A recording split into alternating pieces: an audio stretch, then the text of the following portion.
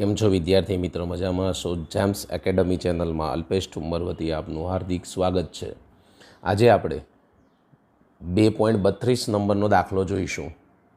એક નળાકાર કેપેસિટરમાં બે સમઅક્ષીય નળાકારોની લંબાઈ 15 સેન્ટીમીટર અને ત્રિજ્યાઓ જો લંબાઈ આપી છે. પહેલાં રકમ ખાસ સમજવી હો વિદ્યાર્થી મિત્રો, એટલે હું તમને રકમ સમજાવું છું. ત્રિજ્યાઓ આપી છે 1.5 સેન્ટીમીટર અને 1.4 સેન્ટીમીટર છે. બહારના નળાકારનું અર્થિંગ કરી દીધેલું છે, એટલે બહારનો નળાકાર હોય એની સાથે એને બહારના નળાકાર સાથે અર્થિંગ કરેલું, એટલે તારથી કે ગમે તે વડે જોડી શકાય. અને અંદરના નળાકાર પર 3.5, એટલે અહીંયા શું કીધું છે, નળાકાર કેપેસિટરમાં બે સમઅક્ષીય નળાકારોની લંબાઈ આપીને ત્રિજ્યા આપી છે, અને બહાર જે હોય ને એની સાથે અનર્થિંગ, એટલે બંને એકબીજા સાથે જોડાયેલા થઈ ગયા. અંદરના નળાકાર પર 3.5 માઇક્રોકુલમ વિદ્યુતભાર આપેલો છે. આ તંત્રનું કેપેસિટન્સ શોધો, એટલે એક તો પહેલાં કેપેસિટન્સ શોધવાનું છે. અંદરના નળાકારનું સ્થિતિમાન શોધો. છેડા પરની અસરો અવગણો. છેડા ઉપરની અસરોને આપણે અવગણવાની છે, એ પ્રમાણે એને ધ્યાનમાં લઈને આ દાખલો આપણે ગણવાનો છે. તો જોઈએ દાખલા નંબર 2.32. ચાલો, કયા મૂલ્ય આપ્યા છે પહેલાં એ આપણે અહીંયા નોંધ લઈશું. 3.32માં દાખલામાં કે નળાકારની લંબાઈ આપી છે, એટલે અહીંયા લંબાઈ લખીશું. કેપિટલ એલ બરાબર કેટલી આપી છે? 15 સેન્ટીમીટર. ફેરવી નાખીએ મીટરમાં, એટલે 0.15 મીટર.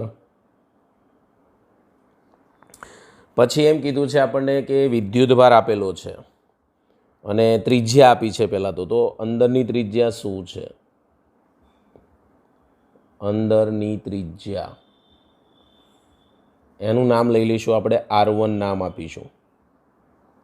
એ ત્રિજ્યા આપી છે 1.4 સેન્ટીમીટર. સેન્ટીમીટરને મીટરમાં ફેરવીશું એટલે 100 વડે ડિવાઈડ એટલે 0.014 સેન્ટીમીટર. પછી આપી છે બહારની ત્રિજ્યા.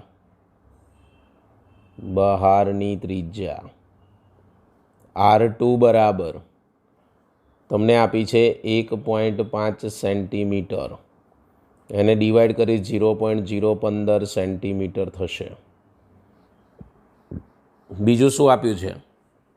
વિદ્યુતભાર Q બરાબર 3.5 માઇક્રોકુલમ. પહેલાં હું લિસ્ટ તૈયાર કરું વિદ્યાર્થી મિત્રો. 3.5 × 10 - 6 કુલમ. પછી કશું મૂલ્ય આપ્યું નથી, પણ શોધવાનું શું કહે છે? નળાકાર. શું કહે છે? નળાકાર. તમારે જો દોરવો હોય, આકૃતિ દોરવી હોય તો સિમ્પલ ને સાદી આકૃતિ અહીંયા સાઈડમાં તમને દોરીને સમજાવું છું. આ એક નળાકાર આપણને આપેલો છે. પછી આની ઉપર જ આપણે બીજો નળાકાર લેવાનો છે, જે બહારનો નળાકાર થઈ જશે. લંબાઈ બંનેની સેમ છે એવું આપણને કહેવામાં આવેલું છે. અહીંયા દોરવામાં આપણે આ રીતે દોરીશું. ઓકે, હવે આ બંનેને અહીંયા તાર વડે અર્થિંગ આપી દો, કે ગમે રીતે આ રીતે અર્થિંગ આપી દેવાનું છે બસ. તો આ જે અંદરની ત્રિજ્યા છે એ R1 છે. આ સમઅક્ષીય અક્ષ કહેવાય, બરાબર. આ કેવી કહેવાય? સમઅક્ષીય. તો આ પણ R1 જ થાય. પણ આ જે બહારની જે ત્રિજ્યા છે એ અહીંયા લખી નાખીએ આપણે, અહીંયા સુધીની. એ બહારની ત્રિજ્યા તમને કીધું છે R2. આની લંબાઈ તમને આપી દીધી છે L. ઓકે, આ રીતની એક રચના આપેલી છે. હવે આપણે આ રચના જે આપી છે એમાં આગળ વધીએ તો શું કહેવા માગે છે તે સમજીએ. કે ભાઈ નળાકારના આપણને માગ્યું છે શું, એના ઉપર ફોકસ કરીશું પહેલાં તો. કે ભાઈ નળાકાર કેપેસિટર, નળાકાર છે તો આ કેપેસિટરનું કેપેસિટન્સ C બરાબર તમે લખી શકો છો. શું છે સૂત્ર ખબર છે તમને? 2πε0L ln B/A. આ સૂત્ર છે આનું નળાકાર માટેનું. અચ્છા, તમે ઉપર નીચે 2 વડે ગુણી નાખો એટલે 4πε0L છેદમાં થશે 2 ln B/A. 4πε0 છે એની જગ્યાએ હું લખી શકું છું, તમને ખબર છે કે જ્યાં સ્મોલ k બરાબર 1/4πε0. જ્યારે આ ઉપર છે તો આને અહીંયા લાવીને અહીંયા લાવો એટલે આને 1/k મુકાય. માટે C બરાબર ઉપર વધશે ખાલી L નીચે આવશે 2k ln b upon a. બસ આની અંદર આપણે હવે કિંમતો મૂકવાની છે, ખાલી બીજું કશું કરવાનું થતું નથી. તો કિંમતો મૂકી દઈએ. ચાલો ભાઈ, એલ આપેલો છે, શું છે જરા એના ઉપર ફોકસ કરીએ. તો કે ભાઈ તમને એલ આપ્યો છે 0.15. ઉપર મેં લિસ્ટ બનાવેલું છે, તમે જોઈ શકો છો, એમાં આપેલ છે. પછી લખી શકાય 2 ગુણ્યા કેનું મૂલ્ય 9 ગુણ્યા 10⁹. આ એલએનને લોગમાં ફેરવવા માટે હું અહીંયા લખી નાખું એટલે તમને ખ્યાલ આવે. એલના છેદમાં 2k લોગમાં ફેરવવું હોય તો 2.303 કેમેસ્ટ્રીમાં ભણી ગયા છો, અને લોગ b અપોન a થઈ જાય. હવે કિંમત મૂકીશ તો અહીંયા 2.303 એમનેમ રહેશે. લોગ b અપોન a એટલે કે ત્રિજ્યા છે આ તો b અપોન a. આપણે જે b લીધો છે એ બહારનું કે એટલે R2 અપોન R1 લેવાય. આપણે આ રીતે ધાર્યું છે તો એ પ્રમાણે લેવું પડે. અમે સૂત્ર પ્રમાણે આગળ વધ્યા આપણે. ઓકે, તો બીની જગ્યાએ તમારે R2 અપોન R1 લખવું પડે. અહીંયા શું લખવું પડે? R2 upon R1. આ ખાસ નોંધ લેવી. તો R2 કેટલો છે તમારી પાસે? 0.015 છેદમાં R1 કેટલો છે? તો 0.014. બંનેનું ડિવાઇડેશન કરી અને લોગ જોઈ લેવાનો છે તમારે. તો આ કમ્પ્લીટ તમે કરશો એટલે તમને જવાબ આવશે 1.2 ગુણ્યા 10⁻10 ફેરેડે. ઓકે, આ રીતનું થશે. લોગ તો તમે આગળ પણ ભણી ગયા છો શું કરવાનું છે. અંદર કંઈક કીધું છે આપણને કે ભાઈ અંદરના નળાકારનું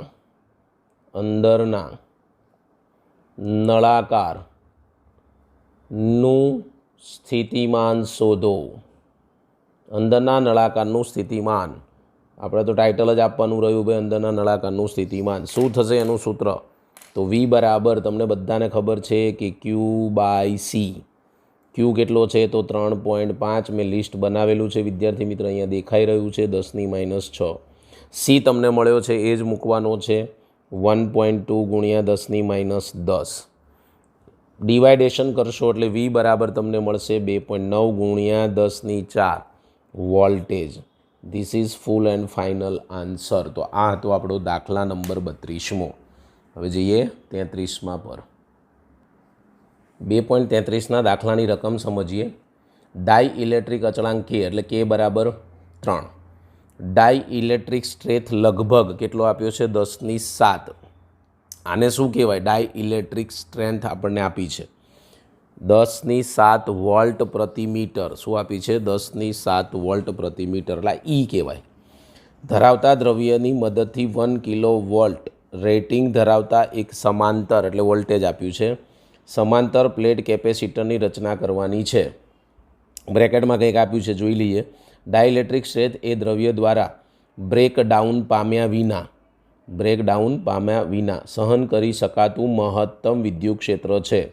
સલામતી માટે ડાઈ ઇલેક્ટ્રિક સ્ટ્રેન્થના 10% કરતાં ક્ષેત્ર કદી વધે નહીં તે ઈચ્છીએ છીએ. એટલે 10%નું આપણે આ જે છે એના 10% કરી દેવાના છે, બીજું કંઈ છે નહીં. 50 પિકો ફેરેડેનું કેપેસિટર બનાવવા માટે પ્લેટોનું લઘુત્તમ ક્ષેત્રફળ કેટલું હશે? એટલે તમારે અહીંયા શોધવાનું છે ક્ષેત્રફળ. સૌપ્રથમ આપણે દાખલામાં લિસ્ટ તૈયાર કરીએ છીએ, આગળ કર્યું એ જ પ્રમાણે. તો સૌપ્રથમ તમને કે આપ્યો છે ડાઈ ઇલેક્ટ્રિક કેપિટલ કે, નોટ ફોર અ સ્મોલ કે. કેટલો આપ્યો છે? 3. પછી એવું લખ્યું છે કે 10⁷ વોલ્ટ. એ ડાઈ ઇલેક્ટ્રિક સ્ટ્રેન્થ 10⁷ વોલ્ટ, જેને આપણે ઈ કહીએ છીએ 10⁷ વોલ્ટ, એના 10% લેવાનું કીધું છે. આપણે એમાં પૂરેપૂરું વાપરવાનું નથી. એના કેટલા ટકા લેવાનું કીધું? 10%. એટલે ઈ બરાબર 10⁷ 10/100 લઈ લઈશ. ઓકે, એટલે અહીંયા 100 ઉડી જશે. માટે ઈ બરાબર આને ઉપર બાદ કરીશું એટલે કેટલી આવશે? 10⁶ વોલ્ટ મીટર -1. શું થશે? Volt metre -1. તો આટલાનો ઉપયોગ આપણે અહીંયા વિદ્યુત ક્ષેત્ર તરીકે કરવાનો છે. બીજું આપણને આપી દીધું છે વોલ્ટેજ રેટિંગ 1 કિલોવોલ્ટ. ફેરવી નાખીશ એટલે 10⁻³ વોલ્ટ. હવે આના ઉપરથી કેપેસિટર કેટલાનું બનાવવાનું છે? તો સી બરાબર 50 પિકો ફેરેડે. 50 પિકો ફેરેડેને સાદામાં ફેરવીશ એટલે 10⁻12 ફેરેડે. કેટલા થશે? 10⁻12 ફેરેડે. ઓકે, હવે આને શું કરવાનું સર? તો આને આપણે ફેરવવું પડશે. શું ફેરવીશું આને? તો પહેલાં તો આપણે શોધવાનું છે કે ભાઈ ક્ષેત્રફળ, લઘુત્તમ ક્ષેત્રફળ કેટલું હશે. તો આપણે કહી શકીએ સમાંતર પ્લેટ કેપેસિટર, સમાંતર પ્લેટ કેપેસિટરનું કેપેસિટન્સ સી બરાબર, સમાંતર પ્લેટનું તમને આવડે બાયડીવાળું સૂત્ર, પણ આપણે અહીંયા માધ્યમ છે ડાઇલેક્ટ્રિક અચળાંક કે છે તો કે સ્વરૂપનું સૂત્ર ડાયરેક્ટ જ લખીશું કે એપ્સિલોન 0 એ બાય ડી, એટલે કે વડે ગુણાય, કે ઘણું થાય ખબર છે ને આનું, આમાંથી એને કરતાં કરી દો, એટલે એને કરતાં કરશો એટલે આ બધું સામે જશે, એટલે સી ઇન્ટુ ડી કે એપ્સિલોન 0 છેદમાં જશે. ક્લિયર. હવે તમારી પાસે જે ન હોય એ શોધવા જવું પડે. તો આમાંથી શું તમારી પાસે નથી તો ડી, તો પણ તમારી પાસે સૂત્ર છે એ જ મૂકી દઈશું અંદર. તો શું થાય તમને ખબર છે, ઈ બરાબર V by D, again by D વાળું સૂત્ર, આમાંથી ડીને કરતાં કરી દો એટલે V upon E, this value putting here, એટલે કે એ બરાબર સી એમનેમ રહેશે, છેદમાં કે એપ્સિલોન 0 એમનેમ રહેશે, અને ડીની જગ્યાએ આ કિંમત મૂકવાની એટલે વી અપોન ઈ થઈ જશે. ચાલો ભાઈ, કિંમત મૂકવાની છે. સી તમને આપી દીધો છે 50 ગુણ્યા 10⁻12, વી આપી દીધો છે 10⁻3 છેદમાં કે કેપિટલ 3 એપ્સિલોન 0 8.85 ગુણ્યા 10⁻12 ઈ 10⁻6. બસ ત્યારે હવે આનું ગણતરી તમારે કરી નાખવાનું છે. ઓકે, કરી નાખજો. ચલો શું થશે, 18.8, કેલ્ક્યુલેટર તો તમારી પાસે હશે જ, 10⁻4 મીટર સ્ક્વેર. મારે આને સેન્ટીમીટરમાં લાવવું હોય શું થાય, બીજું આ 8 છે, પોઈન્ટ પહેલાં તો કાઢી નાખીશ એટલે 19 થઈ જશે, અને સેન્ટીમીટર સ્ક્વેર થઈ જશે, કારણ કે 10⁻4 એટલે 1 સેન્ટીમીટર સ્ક્વેર તરીકે આપણે લઈ શકીએ છીએ. ઓકે, આગળ જઈશું દાખલા નંબર 3.34 પર. 33 કમ્પ્લીટ થયો, હવે 34 પર જઈએ. રકમ પહેલાં વાંચીશું. ચાલો ટેક્સ્ટ બુકમાંથી પહેલાં રકમ વાંચી લઈએ. 2.34. નીચેના કિસ્સાઓ માટે સમસ્થિતિમાન પૃષ્ઠો રેખા આકૃતિ દ્વારા દર્શાવો. એટલે આપણે આની અંદર આકૃતિઓ દોરવાની છે, રેખાકૃતિ, આકૃતિઓ, કૃતિ નહીં. પહેલામાં શું કહે, ઝેડ અક્ષમાં અચળ વિદ્યુત ક્ષેત્ર, એટલે આની આકૃતિ બનાવવાની. સમસ્થિતિમાન પૃષ્ઠ હોવું જોઈએ. ક્ષેત્ર કે જેનું માન નિયમિત રીતે વધે છે પરંતુ અચળ દિશામાં રહે છે, એટલે એમાં પણ સમસ્થિતિમાન પૃષ્ઠો જ બનાવવાના, એવી રેખાકૃતિ દોરવાની છે. ઉદ્ગમ બિંદુએ એકલ ધન વિદ્યુતભાર, એના માટે પણ સમસ્થિતિમાન. સમતલમાં સમાંતર અને સમાન અંતરે રહેલા લાંબા વિદ્યુતભારિત તારથી બનાવેલ નિયમિત ઝાડ, એક ઝાડ હોય એમાં પણ સમસ્થિતિમાન પૃષ્ઠ બને કે નહીં તે આપણે બનાવવાની છે. તો 1, 2, 3 અને 4, 4 માટે આપણે અહીંયા બનાવીશું. ચલો જોઈએ આગળ. ચાલો આગળ વધીશું. દાખલા નંબર 2.34. સરળતા ખાતર વિડીયો લાંબો ન બને એટલે આકૃતિ આપણે તૈયાર કરી રાખેલી છે. ચલો પહેલું આપણે ઓપ્શન કહીએ છે ઝેડ અક્ષ દિશામાં. પહેલા ઓપ્શનમાં આપણને એવું કહેવામાં આવ્યું છે કે ઝેડ દિશામાં અચળ વિદ્યુત ક્ષેત્ર, ઝેડ દિશામાં અચળ વિદ્યુત ક્ષેત્ર પસંદ કરવાનું છે. પહેલો ઓપ્શન આપણને આપેલો છે.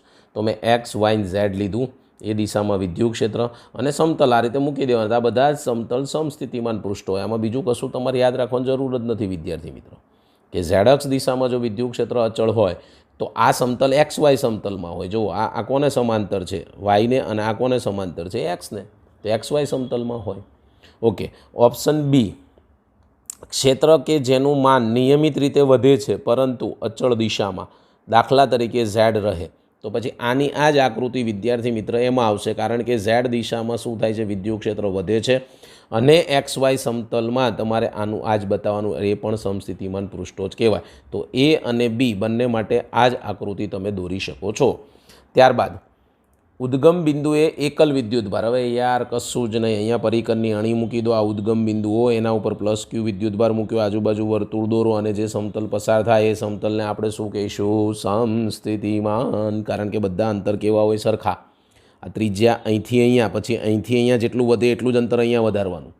તો મેં મારી રીતે હાથ વડે દોરી દીધું છે. ઓકે, તમારે પરિકરની મદદથી દોરશો એટલે વ્યવસ્થિત આવી જશે. ચલો આ થઈ ગયું સી. ડીમાં શું કહે છે, સમતલમાં સમાંતર અને સમાન અંતરે રહેલા લાંબા વિદ્યુતભારિત તારોથી બનેલ નિયમિત જાળ. એક તમે આ પ્રકારે પણ દોરી શકો છો, સમતલમાં સમાંતર, સમાન અંતરે લાંબા તારથી બનેલ નિયમિત જાળ.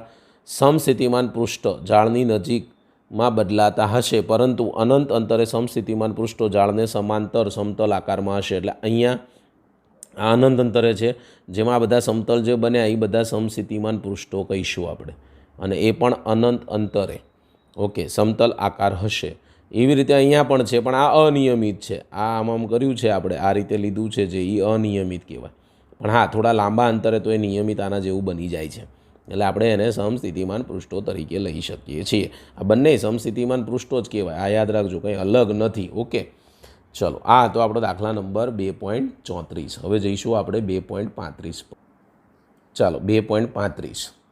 R1 ત્રિજ્યા અને Q1 વિદ્યુતભાર ધરાવતો એક નાનો ગોળો R2 ત્રિજ્યા અને Q2 વિદ્યુતભાર ધરાવતી એક ગોળાકાર કવચ વડે ઘેરાયેલ છે. દર્શાવો કે જો Q1 ધન હોય તો કવચ પર કોઈપણ વિદ્યુતભાર Q2 હોય તો પણ વિદ્યુતભાર ગોળાથી કવચ પર વહન પામશે જ જ્યારે તે બંને તાર વડે જોડેલા હોય ત્યારે જ. બાકી તાર વડે ન જોડો તો આ પ્રક્રિયા શક્ય બને નહીં. સમજીએ, બે ગોળાઓ લેવાના છે. નાનો ગોળો એક છે R1 અને એના ઉપર વિદ્યુતભાર ત્રિજ્યા R1, વિદ્યુતભાર Q1. બીજો એક ગોળો Q2 વિદ્યુતભાર ધરાવતા કવચ પર ઘેરાયેલો છે. દર્શાવો કે આ જે Q1 છે એ કવચ પર કોઈપણ વિદ્યુતભાર Q2 હોય તો પણ Q2નું મૂલ્ય ગમે તેવું હોય તો પણ વિદ્યુતભાર ગોળાથી કવચ પર વહન પામશે. ગોળાથી કવચ ઉપર જાય છે એવું આપણને કહે છે. તો આને હવે ડિટેલમાં થોડો અભ્યાસ કરી લઈએ એટલે ખ્યાલ આવે તમને. 2.35 તરફ આગળ વધીશું. ચાલો, આપણને જે પ્રમાણે વર્ણન કર્યું છે તે પ્રમાણે મેં આકૃતિ ડ્રો કરેલી છે. ફરી વખત કહી દઉં કે R1 છે ગોળો, એના ઉપર Q1 વિદ્યુતભાર છે. આ છે એ તમારી પાસે R2 છે, ત્રિજ્યાનો ગોળાકાર કવચ છે જેના ઉપર વિદ્યુતભાર Q2 છે. જ્યારે બંનેને તાર વડે જોડશો, શું કરશો? બંનેને તાર વડે જોડશો ત્યારે જ શું થશે? આ Q1 Q2 ઉપર જઈ શકશે, એટલે કે ગોળાકાર કવચ ઉપર જઈ શકે છે, એ સિવાય જઈ શકતો નથી.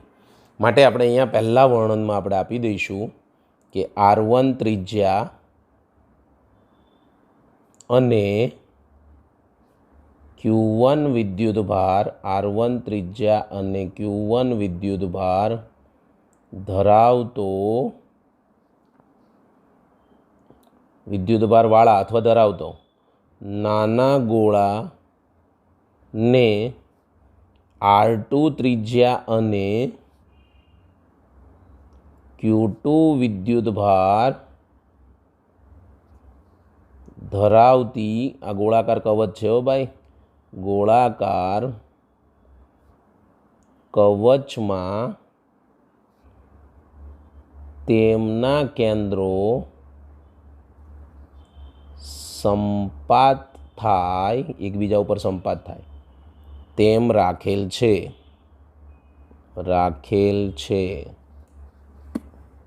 બરાબર, ખ્યાલ આવી ગયો તમને? ઓકે. હવે આપણે પહેલાં તો બહારની સપાટીના ગોળાનું કુલ વિદ્યુત સ્થિતિમાન શોધવું છે. માટે આપણે પહેલાં અહીંયા ટાઇટલ આપીશું કે બહારના અથવા તો બહારની ગોળાકાર સપાટી પર કુલ વિદ્યુત સ્થિતિમાન. તો કુલ વિદ્યુત સ્થિતિમાન બરાબર શું થાય? તો તમે કહી શકો Q2, એટલે આ ગોળાકાર કવચ છે એની વાત કરી, તો Q2નું વિદ્યુત સ્થિતિમાન એટલે જે Q2 જેના ઉપર છે એનું વિદ્યુત સ્થિતિમાન, અને પ્લસ જે Q1 છે એનું વિદ્યુત સ્થિતિમાન. એટલે આ બહારની વાત કરી, અંદરની મેં વાત નથી કરી હજી.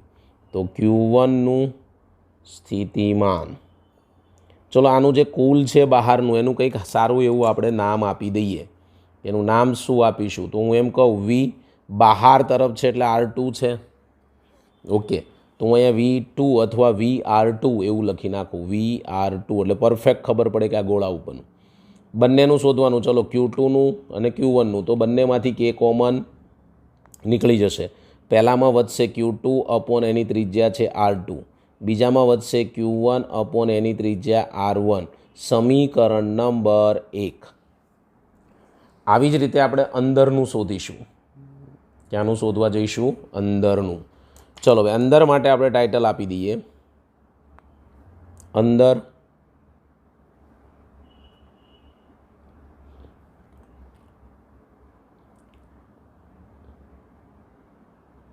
બ્રેકેટમાં લખીશ R1 ત્રિજ્યાનો ગોળો છે, અહીંયા R1 ત્રિજ્યાનો અંદરનું એટલે પર કુલ વિદ્યુત સ્થિતિમાન, જેમ ઉપર બહારનું લીધું એમ અહીંયા અંદરનું લીધું. ક્લિયર? ચલો લખીશું.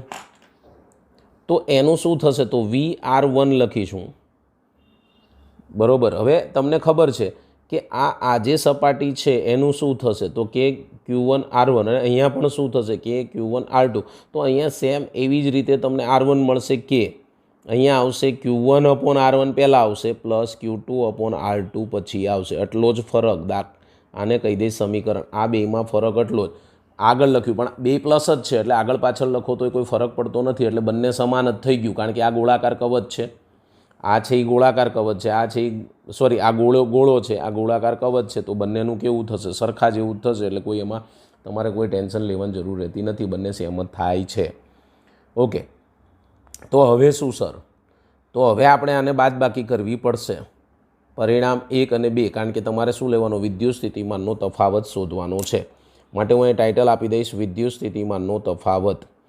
અંદર અને બહારના ગોળાના વિદ્યુત સ્થિતિમાનનો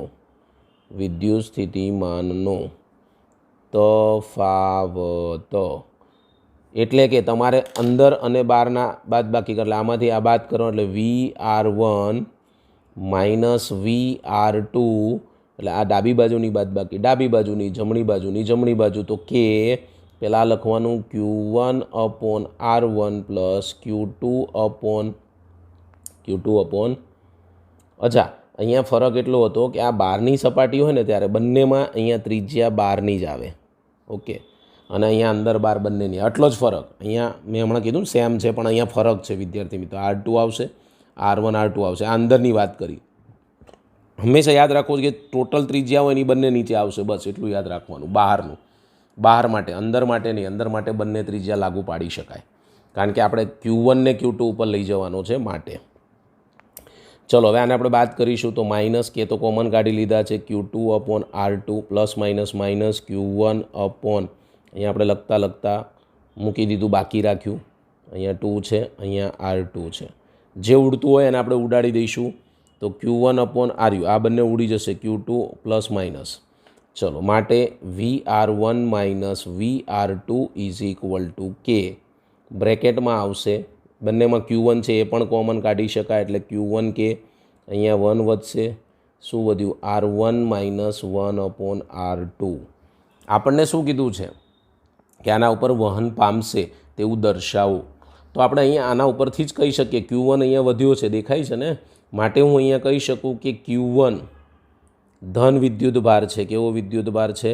ધન વિદ્યુત ભાર. તેથી તે અંદરનું વિદ્યુત સ્થિતિમાન, તેથી અંદરના ગોળાનું સ્થિતિમાન હંમેશા ઊંચું હશે, હંમેશા ઊંચું હોય, અને બહારનું નીચું હોય, અને બહારનું સ્થિતિમાન નીચું મળે. કેવું મળે? નીચું હોય. કેવું હોય છે? નીચું હોય છે. જો બંનેને વાહક તારથી જોડવામાં આવે તો Q1 સંપૂર્ણ રીતે બહારની સપાટી Q2 વિદ્યુતભાર હોવા છતાં વહી જશે. માટે સાબિત થઈ ગયું. માટે અહીંયા કહી શકાય કે આકારના ગોળાઓ, આ હકીકત ગમે તે આકારના ગોળા હોય એના માટે સાચી છે કે અહીંથી આ, કારણ કે છે ને વાન ડ ગ્રાફ જનરેટરનો નિયમ જ છે ભાઈ, અહીંથી વિદ્યુતભાર સંપૂર્ણપણે અહીંયા વહી શકે. કારણ કે ત્રિજ્યા ઓછી એટલે એનું વિદ્યુત સ્થિતિમાન વધારે, જેની ત્રિજ્યા વધારે એનું વિદ્યુત સ્થિતિમાન ઓછું. એટલે હંમેશા આ સપાટી, અંદરની સપાટી ઉપર વિદ્યુત સ્થિતિમાન વધારે હશે, બહારની સપાટી ઉપર નીચું હશે. આ ઊંચું, આ નીચું. માટે અહીંથી હંમેશા અહીંયા વિદ્યુતભાર જઈ શકે છે. કોઈ પણ આકાર માટે આ સાચું છે. હવે આપણે જઈશું દાખલા નંબર 2.36. વિદ્યાર્થી મિત્ર, આ આપણો સ્વાધ્યાયનો લાસ્ટ દાખલો છે બીજા ચેપ્ટરનો. નીચેના જવાબો આપો. એ પૃથ્વીની સપાટીની ઊંચાઈ સાથે ઘટતા પૃથ્વીની સપાટીની ઊંચાઈ સાથે ઘટતા વિદ્યુત ક્ષેત્રને અનુરૂપ વાતાવરણની ટોચ પરનું સ્થિતિમાન જમીનની સાપેક્ષે કોની સાપેક્ષે કહે છે ભાઈ? જમીનની સાપેક્ષે 4000 કિલોવોટ છે. પૃથ્વીની સપાટીની નજીક ક્ષેત્ર 100 વોલ્ટ પ્રતિ મીટર હોય અથવા છે તો પછી આપણા ઘરમાંથી બહાર ખુલ્લામાં પગ મૂકતા આપણે વિદ્યુત આંચકો કેમ અનુભવતા નથી?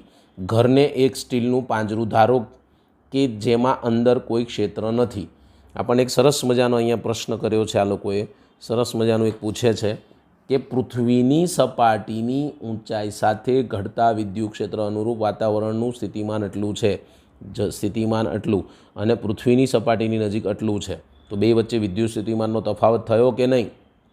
તો એમ કહે છે કે આપણે જેવા ઘરની બહાર પગ મૂકીએ તો આપણને કેમ વિદ્યુતનો આંચકો અનુભવ થતો નથી? તો આપણે એટલું સિમ્પલ આનો જવાબ અહીંયા હું તમને લખીને સમજાવું છું. એનો જવાબ સિમ્પલ ભાષામાં અહીંયા જ સમજી લઈશું. બરાબર? ચાલો, શું કહેવા માગે છે? તો આપણું શરીર જે છે, આપણું શરીર અને પૃથ્વી એ શું છે ખબર છે? સમસ્થિતિમાન પૃષ્ઠ રચે છે. કેવું પૃષ્ઠ રચે છે? સમસ્થિતિમાન પૃષ્ઠ. આ ખાસ નોંધ લેવી. કેવું? સમસ્થિતિમાન પૃષ્ઠ રચે છે. જ્યારે આપણે ઘરની બહાર ખુલ્લા પગ મૂકીએ ત્યારે સમસ્થિતિમાન પૃષ્ઠના કારણે વિદ્યુત સ્થિતિમાનનો તફાવત જોવા મળતો નથી. આ સમસ્થિતિમાન પૃષ્ઠના કારણે શું થાય છે? વિદ્યુત સ્થિતિમાનનો તફાવત, વિદ્યુત સ્થિતિમાનનો, કારણ કે તફાવત થાય તો એ 0 થઈ જાય. તમને ખબર છે, બે સરખા હોય એટલે તફાવત 0 મળે, અને 0 મળે માટે આપણને અહીંયા આંચકો લાગતો નથી, આંચકો અનુભવાતો નથી એવું કહી શકાય. સિમ્પલ ભાષા છે ભાઈ. આપણું શરીર અને પૃથ્વી એક એવું સમસ્થિતિમાન, એની બેની વચ્ચે સમસ્થિતિમાન પૃષ્ઠ રચાય છે. માટે સમસ્થિતિમાન પૃષ્ઠમાં વિદ્યુત સ્થિતિમાનનો તફાવત 0 થાય, કારણ કે તમે એક બિંદુ અને બીજા બિંદુ વચ્ચે લેશો, બે સરખો થશે, સરખામાંથી સરખો થાય એટલે 0 થઈ જાય. માટે આપણે આંચકો અનુભવી શકતા નથી. બી ઓપ્શન, એક માણસ એક દિવસ સાંજે તેના ઘરની બહાર એક 2 મીટર ઊંચાઈનું અવાહક ચોસલું ગોઠવે છે. 2 મીટર ઊંચાઈનું એક ચોસલું ગોઠવે છે કે જેની ટોચ પર મોટું 1 મીટર સ્ક્વેર ક્ષેત્રફળનું એલ્યુમિનિયમનું પતરું રાખેલ છે. એટલે આ જે ચોસલું હોય ને, આ રીતનું ચોસલું, એના ઉપરના ભાગમાં 1 મીટર સ્ક્વેર ક્ષેત્રફળ જેવું એલ્યુમિનિયમનું પતરું મૂકેલું છે. બીજે દિવસે સવારે જો ધાતુના પતરાને સ્પર્શ કરે તો આંચકો લાગશે એમ પૂછે છે. બીજે દિવસે, બીજા દિવસની વાત છે, સાંજે તેના ઘરે મૂકે ને બીજા દિવસે સાંજની વાત કરે છે. તો આપણે અહીંયા બી ઓપ્શન તરફ આગળ વધીશું. તો એમાં શું કહે છે જરા સમજી લઈએ. તો 100% એને આંચકો લાગશે. કેમ સાહેબ આવું થયું? 100% કેમ આંચકો લાગશે એને? જો માણસ બીજે દિવસે સવારે ધાતુના પતરાને સ્પર્શ કરશે તો તેને આંચકો લાગશે, કારણ કે સતત એનું ડિસ્ચાર્જ થયું. સતત કઈ ઘટના થઈ? ડિસ્ચાર્જની ઘટના થઈ. કઈ ઘટના થઈ? ડિસ્ચાર્જ થતો વાતાવરણનો પ્રવાહ, એટલે એનું નહીં પણ વાતાવરણનો પ્રવાહ, ડિસ્ચાર્જ થતો વાતાવરણનો પ્રવાહ. આ જે એલ્યુમિનિયમ છે, હું બોલું છું એના ઉપર ખાસ ધ્યાન રાખજો, પતરાને વિદ્યુત ભારિત કરે છે. એલ્યુમિનિયમ પતરાને વિદ્યુત ભારિત કરે છે. આને વિદ્યુત ભારિત કરશે એટલે આપણું વિદ્યુત ભાર અને આનું વિદ્યુત ભાર અલગ અલગ થશે, એટલે બંને વિદ્યુત સ્થિતિમાનનો તફાવત થશે, એટલે કેપેસિટર જેવી એક રચના થઈ. માટે 100% એને આંચકો લાગે છે. ચાલો, સી ઉપર જઈશું. હવાની નાની વાહકતાને કારણે સમગ્ર પૃથ્વી પર વાતાવરણમાં સરેરાશ ડિસ્ચાર્જ પ્રવાહ 1800 એમ્પિયર જણાયો છે. એટલો એમ્પિયર આપણને જણાયો. તો પછી વાતાવરણ પોતે જ સમય જતાં સંપૂર્ણ ડિસ્ચાર્જ થઈને તટસ્થ કેમ બની જતું નથી? જો આટલો હોય તો ધીમે ધીમે ઘટવું જોઈએ અને શું થઈ જવું જોઈએ? તટસ્થ થઈ જવું જોઈએ. બીજા શબ્દોમાં વાતાવરણ વિદ્યુત ભારિત શાને લીધે રહે છે એમ કીધું. તો વીજળીના કારણે વાતાવરણ સતત વિદ્યુત ભારિત થતું રહે છે. આ યાદ રાખજો. વીજળીના કારણે શું થાય છે? વાતાવરણ સતત, વીજળીના કારણે વાતાવરણ સતત શું થાય છે? વિદ્યુત ભારિત થતું રહે છે. કેવું થતું રહે છે ભાઈ? વિદ્યુત ભારિત. હવે તમે 1800 એમ્પિયરનો પ્રવાહ ડિસ્ચાર્જ થવાનું ચાલુ થઈ જાય તો વાતાવરણ સંપૂર્ણ ડિસ્ચાર્જ થતું નથી, કારણ કે એની વિરુદ્ધમાં વીજળી શું કરે છે, એને વિદ્યુત ભારિત કરે છે, એટલે એનું સંતુલન જળવાઈ રહે છે, માટે તે ડિસ્ચાર્જ થતું નથી. અને ડી ઓપ્શન, વાતાવરણમાં વીજળી થવા દરમિયાન વિદ્યુત ઉર્જાના કયા સ્વરૂપમાં વિખેરણ થાય છે. શું કીધું છે આપણને કે વાતાવરણમાં વીજળી થવા દરમિયાન વિદ્યુત ઉર્જા કયા સ્વરૂપમાં વિખેરણ થાય છે. એક સૂચન આપ્યું છે, પૃથ્વીની સપાટી આગળ વિદ્યુત ક્ષેત્ર લગભગ 100 વોલ્ટ પ્રતિ મીટર અધોદિશામાં છે. અધોદિશા એટલે નીચે તરફ. જો વિદ્યુતભારની પૃષ્ઠ ઘનતા 10⁻⁹ કુલમ મીટર-2 ને અનુરૂપ છે, તો 50 કિલોમીટર સુધી વાતાવરણની સહેજ વાહકતાને લીધે સમગ્ર પૃથ્વીની અંદર દર સેકન્ડે લગભગ +1800 કુલમ વિદ્યુતભાર દાખલ થાય છે. આમ છતાં પૃથ્વી ડિસ્ચાર્જ થઈ જતી નથી, કારણ કે સમગ્ર પૃથ્વી પર જતી ગાજવીજને લીધે સમાન જથ્થાનો ઋણ વિદ્યુતભાર પણ પૃથ્વીમાં દાખલ થાય છે. આ તો આપણે ખાલી સૂચન આપ્યું છે, એની સાથે આપણે નિસ્બત નથી. આપણે આની સાથે વાતાવરણમાં વીજળી થતા દરમિયાન વિદ્યુત ઉર્જા કયા સ્વરૂપે વિખેરણ પામે છે. વીજળી થતા હોય તે દરમિયાન પ્રકાશ ઉર્જા, એક તો તમને ખબર હોવી જોઈએ વીજળીને કારણે પ્રકાશ થાય, તો એના ઉપરથી કહી શકાય પ્રકાશ ઉર્જા. બીજું એક ઉષ્મા ઉર્જા, કારણ કે ધડાકો થતો હોય તો તમને ખબર જ છે. અને બીજું ધ્વનિ ઉત્પન્ન કરે છે, એટલે ધ્વનિ ઉર્જામાં વિખેરણ પામે છે. પ્રકાશ ઉર્જા, ઉષ્મા ઉર્જા અને ધ્વનિ ઉર્જામાં વાતાવરણમાં વિખેરણ પામશે. તો અહીંયા આપણું આ ચેપ્ટર કમ્પ્લીટલી પૂરું થઈ ગયું છે. આપણે યુટ્યુબમાં બધા જ વિડીયો મૂકેલા છે. તમે મારી YouTube channel James academy subscribe કરવાની બાકી હોય તો કરી દેવી, કારણ કે મેક્સિમમ ચેપ્ટરો કવર થઈ જશે. માર્ચ મહિના સુધીમાં તો લગભગ આખું 12મું મુકાઈ જશે, તો આની ખાસ નોંધ લેવી.